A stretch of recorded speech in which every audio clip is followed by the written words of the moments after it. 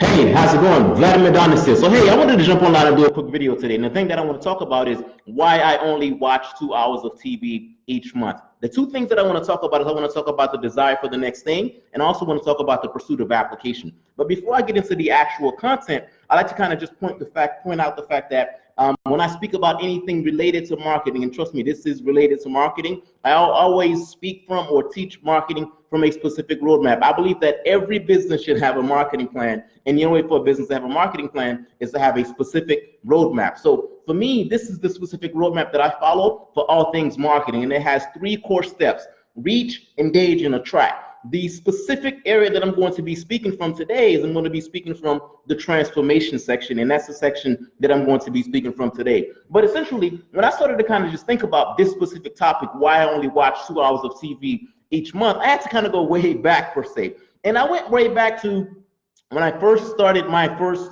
real job. It's funny that people say real job, but every job is a real job per se.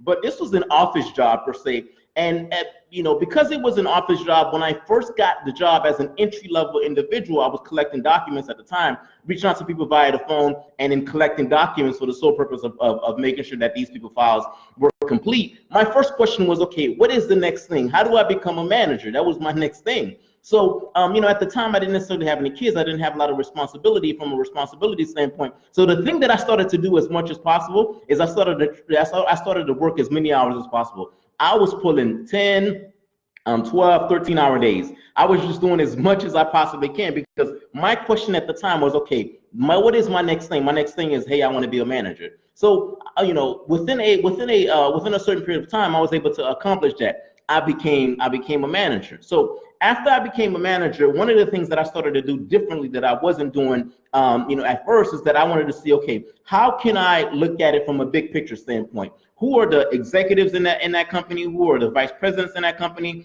And who is it that I can model to try and go to the next thing? So my question at that time still was the next thing. I had a desire for the next thing per se. So I kind of just continued, doing the best that I can, just as I had done to arrive to the point of a manager. I started doing the best that I can. And then there was this one, I started to look at the executive individuals, and I wanted to kind of understand who they were. And then this one specific person kind of just stood out to me. Now, I'm not gonna lie, this person stood out to me for one specific reason. He was much younger than all of the other executives. So if you think about, looking at, the management staff or the management team of a specific company, a lot of them, it appears as though a lot of them were in their 50s. But this one specific individual who was a vice president of operations, this specific individual was about 25 years old. I'm guessing his age, but this person was extremely young. So I said to myself, okay, this person is extremely young. Then if this person could do it, then I can do it. So I started to try to research as much as I possibly can about this specific individual. I wanted to know from a step-by-step standpoint, what did he do from the time he got out of high school, from the time he got out of college, to get to the point that he's at. I was like, you know what, if I can find a book about this person, if I can find a roadmap about this specific person, then I can go ahead and duplicate what he has done to get to the point where he's at. Right? That was my obsession for a very small period of time. I wanted to try to do that. And then it turns out that the specific individual had married, had pretty much married into the family. Now, I do not take anything away from this person. Is talented and he had a lot going for himself, but at the same time, I think the edge that he had was that he had married someone that was the owner in the company. So at some point I said, you know what, maybe I'm not going to be able to achieve the same level of goal that he's achieved because I don't have that advantage. I don't have that edge per se. So I said, you know what, so what is the next thing? So I am still here at this point where I have the desire to pursue the next thing. So in my desire to pursue the next thing, I started to try to read as many leadership books as possible. I said, I'm going to read as many leadership books as possible because I know, and I know if I read leadership books, that's going to help me to kind of just go to the next step and to kind of just keep moving. So, one of the first leadership books I read was Think and Grow Rich. So I read that book, and I was very excited about reading that book. Then I read 7 Habits of Highly Successful People. And as I was reading these specific leadership books, one of the things I wanted to do is I wanted to try to apply those specific things to my current employer at the time. Now, when you try to apply some of these things, so right now, here I am, I'm at the pursuit of application. I'm reading about all these different cool things, and I want to apply those specific things. Sometimes you can't. right? Because sometimes, you know, your organization may not allow you to apply some of those specific things. So here I am, I'm reading, and I said, you know what? I have to have a company to apply these things to. So that is when I launched my first company. I launched my first dating website. If you listen to me at any point in time, you know that was the first company that I launched. So I launched that first company because from a pursuit of application standpoint, I wanted something to apply all of those things I was learning.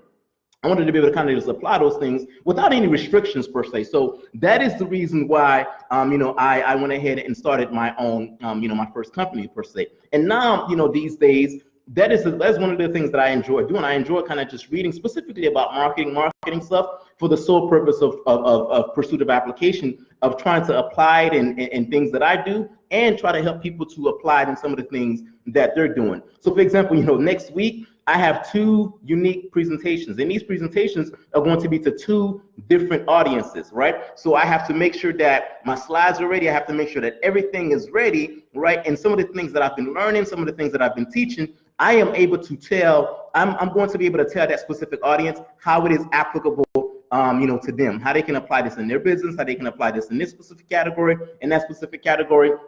So, you know, essentially, that's one of the reasons why I don't watch a lot of TV. I watch probably maybe about 2 hours of TV each month. Now, why did I jump on live to tell you about, hey, I only watch two hours of TV per, you know, per month? Because I feel as though, you know, if you watch or you consume less information that is not as valuable and that is not as helpful to you, that is one of those things that could perhaps keeping you from reaching the next step. So my challenge to you, I'm not saying only watch 2 hours of TV each month, but my challenge to you is that, okay, can you cut back on consuming some TV information for the sole purpose of trying to you know, pursue something, for the sole purpose of trying to learn something that's going to help your business, for the sole purpose of learning something that's going to allow you to become or to obtain whatever the next thing is for you. So that is my challenge to you, is cut back on consuming information that is not helpful to you, consume information that is helpful to you, and allow that information to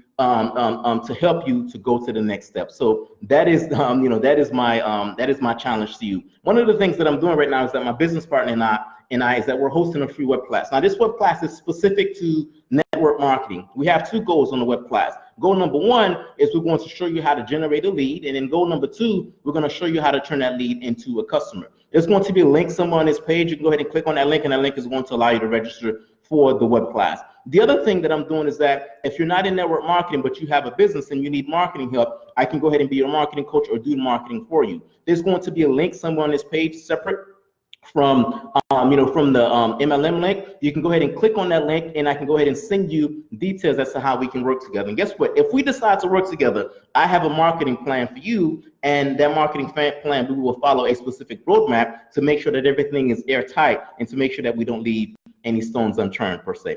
2 hours per week, 2 hours each month is what I do from a TV consumption standpoint. And my challenge for you is, how can you consume less of some of the information that's not going to help you, consume information that will help you for the sole purpose of trying to level up and go to the next step. Hey, that's my time. Thanks for listening. I'll talk to you soon.